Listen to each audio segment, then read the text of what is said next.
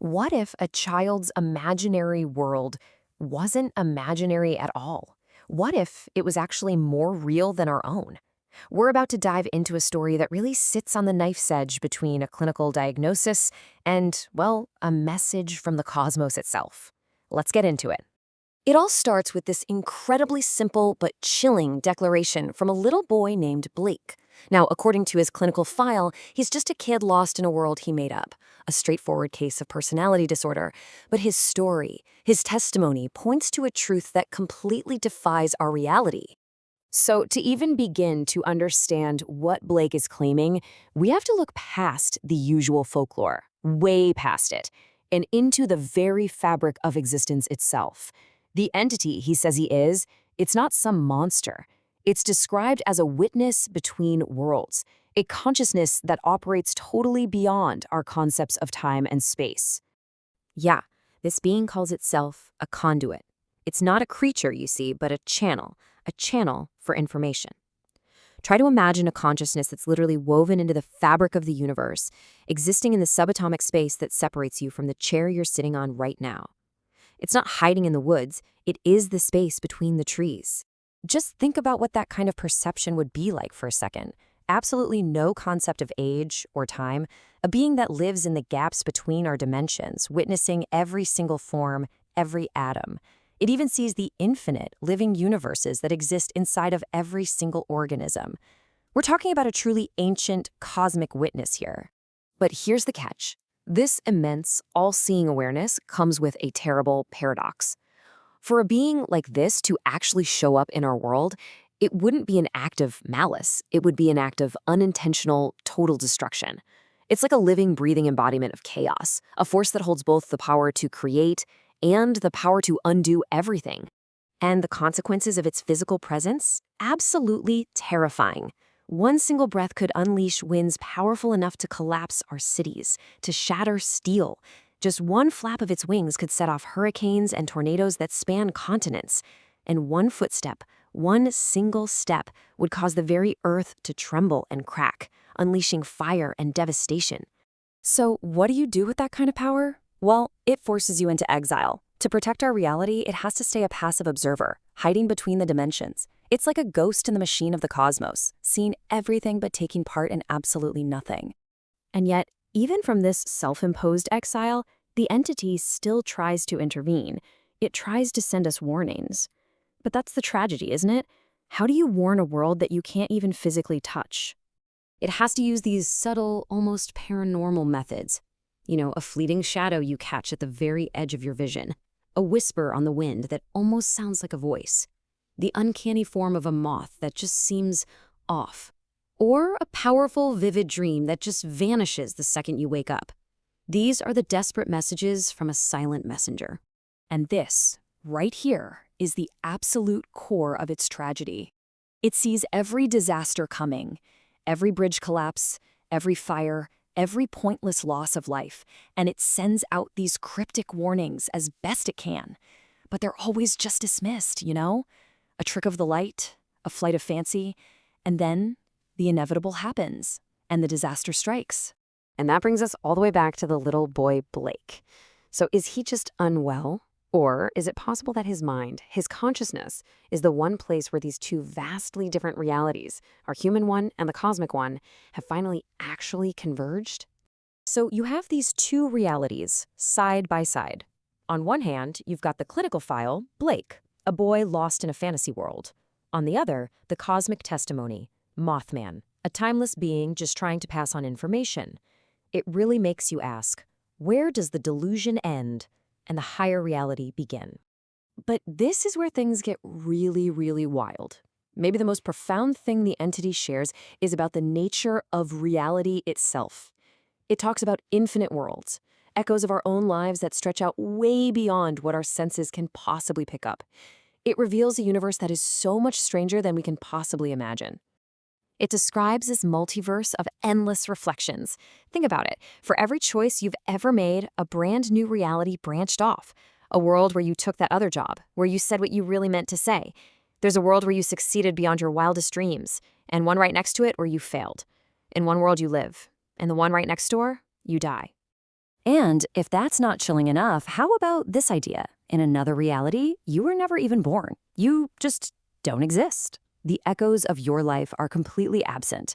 Every single choice, every roll of the dice creates a whole new reflection, a new universe branching off into infinity. So, in the end, the entity's testimony all comes down to this powerful declaration.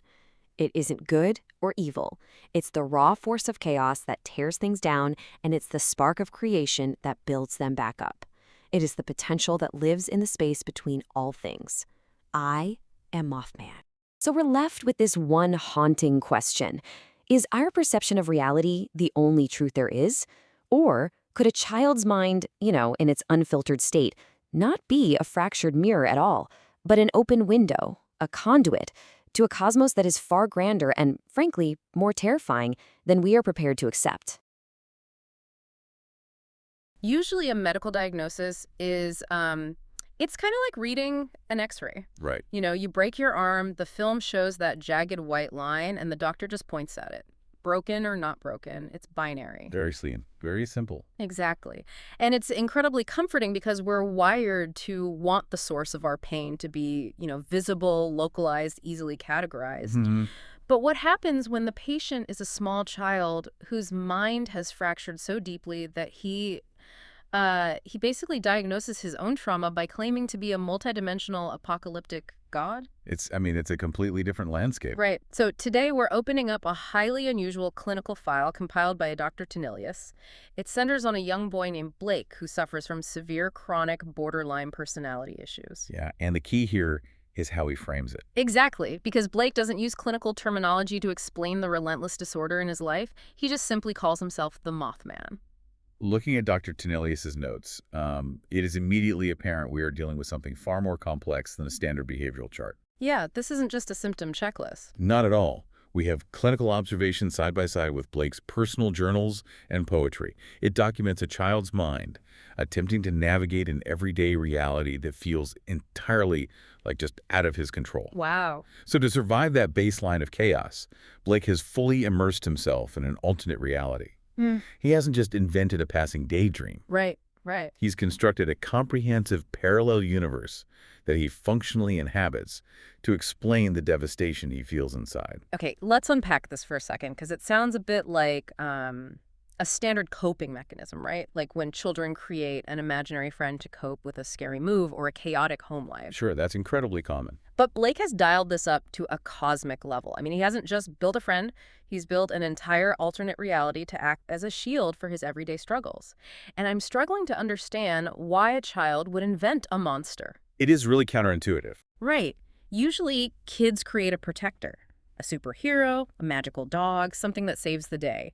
Why on earth would Blake's brain decide that becoming a terrifying entity of chaos is the safest way to cope with trauma? Well, what's fascinating here is it really comes down to how trauma and severe borderline dysregulation actually operate within the nervous system. Okay. When we talk about borderline issues, we're talking about a nervous system that basically lacks an emotional epidermis. Lacks an emotional epidermis. Wow. That's a vivid way to put it. It is, but it's true. A minor disappointment feels like absolute devastation. A slight shift in tone feels like complete abandonment. The child's amygdala, the brain's threat detection center, is constantly misfiring, signaling that they are in life or death danger. So a superhero just wouldn't cut it. Exactly. A superhero is designed to swoop in and fix a temporary external problem. But Blake doesn't have a temporary external problem. His internal world is what feels broken and dangerous. Oh, I see. So by authoring an avatar that is fundamentally made of chaos, he's externalizing his own terrifying internal state. He's essentially bypassing the overwhelming fear response by saying, I am not at the mercy of the monster. I am the monster. I am the monster. Man, it provides an operational distance, doesn't it? It does. If he's the architect of the terror, he finally has a degree of control over it. That makes a lot of sense. He's building a container for his own dysregulation. And the architecture he uses for this container is just staggering. It's incredibly detailed. Yeah, like in his journal, Blake strips away all standard human constraints. He writes, there is no age, there is no time.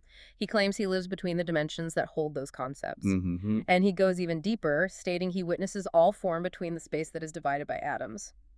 Wait, there's a direct quote here. He says, I exist within the quarks that separate you from the chair that you sit on. It's wild to read that from a kid. Right. He sees multiple living universes inside single organisms, calling himself the conduit to transfer information from one source to another. The vocabulary he employs is incredibly specific. Mm-hmm.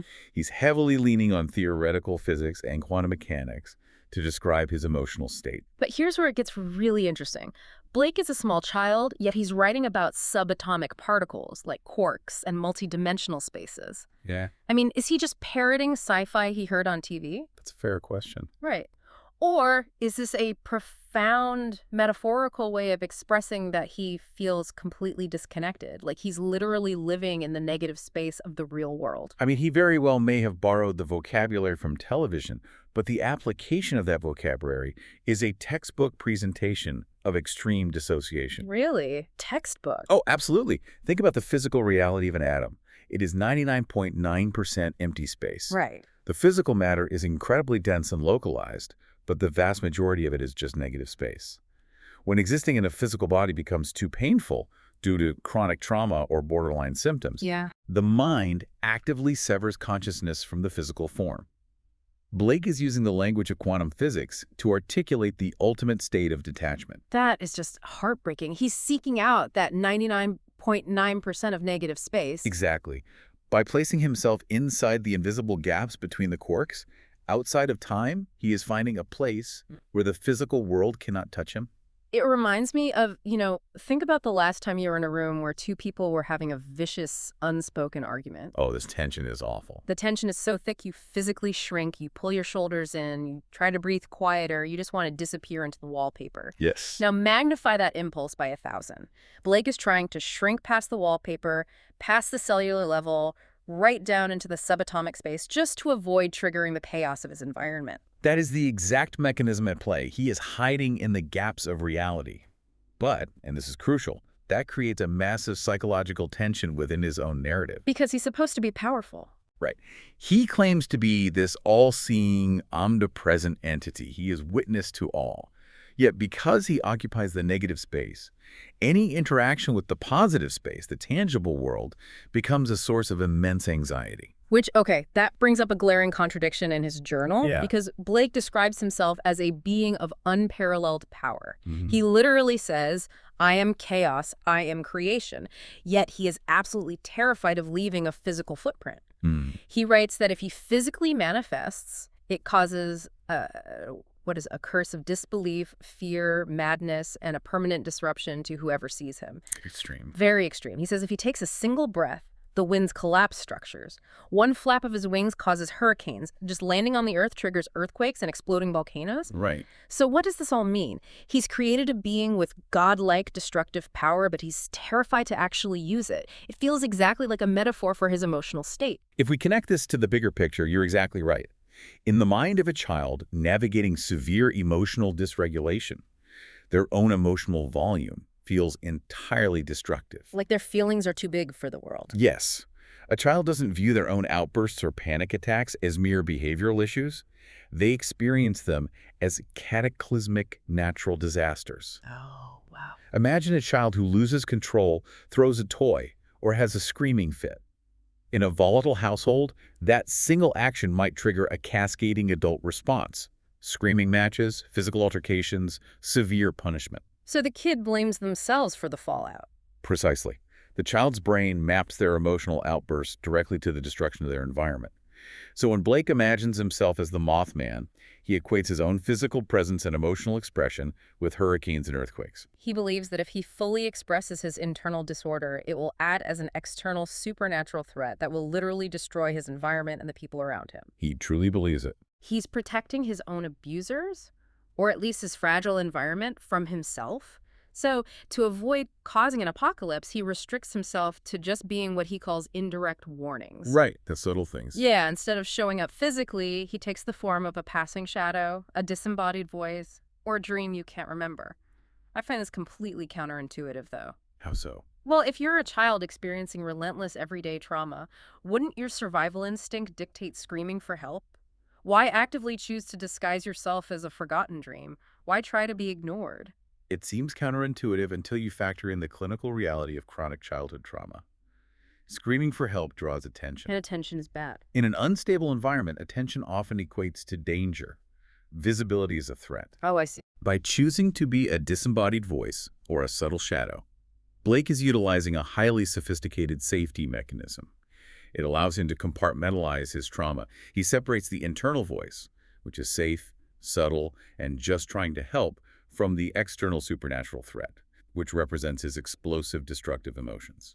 So the disembodied voice is his way of trying to signal the adults around him without risking the catastrophic fallout of being fully seen and drawing their wrath. Exactly. It's safe. He's slipping notes under the door instead of knocking. He wants to transfer information to warn them of oncoming calamity, the carnage to avoid, the chaos, the loss of life.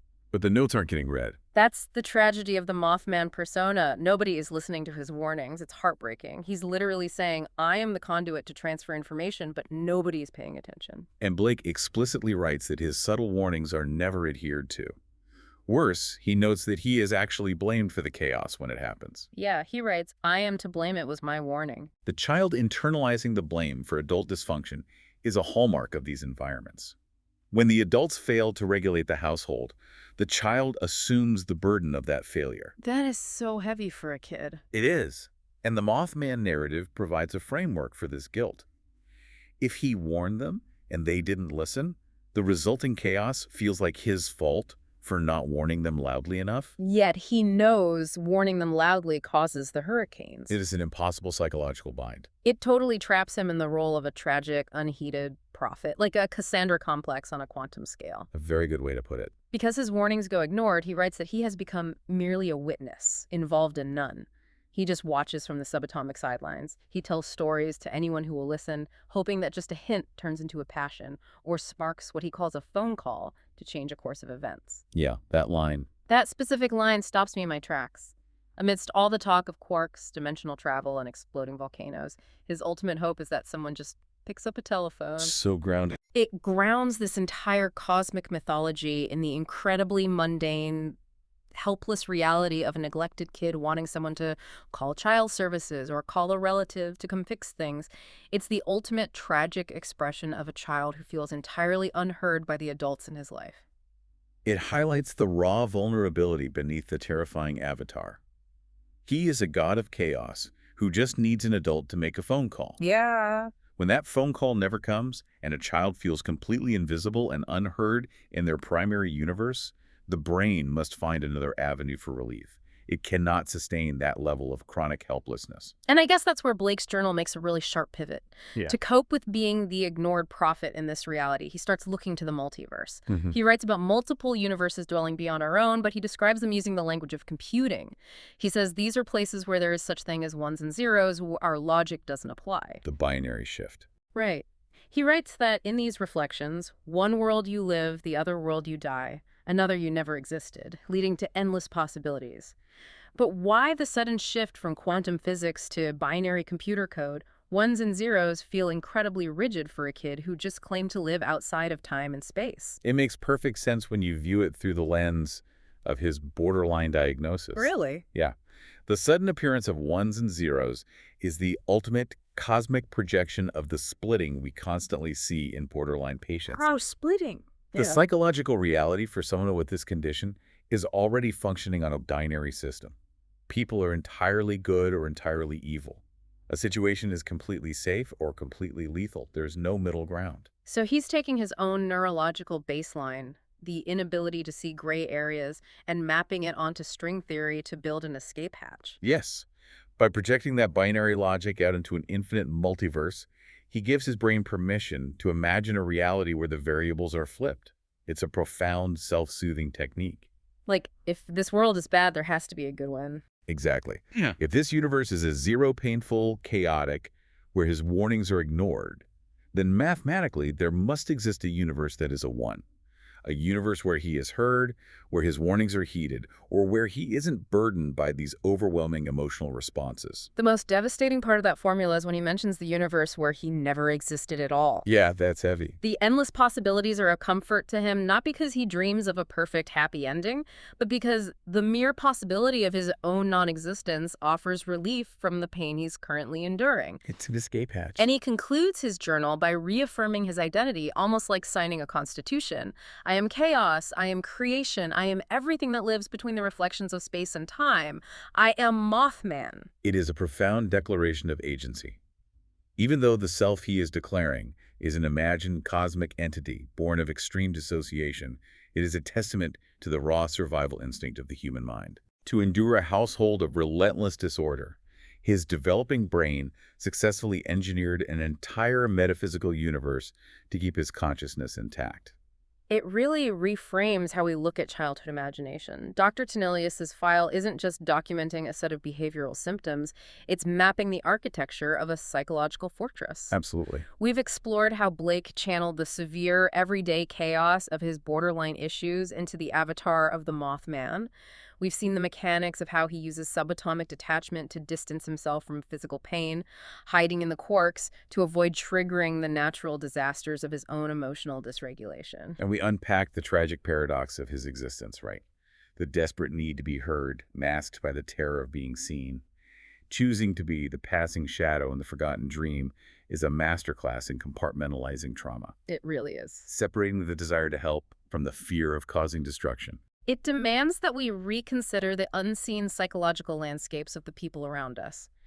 I mean, this file challenges you to think about how the mind constructs personal myths and internal narratives just to navigate spaces where we feel fundamentally powerless.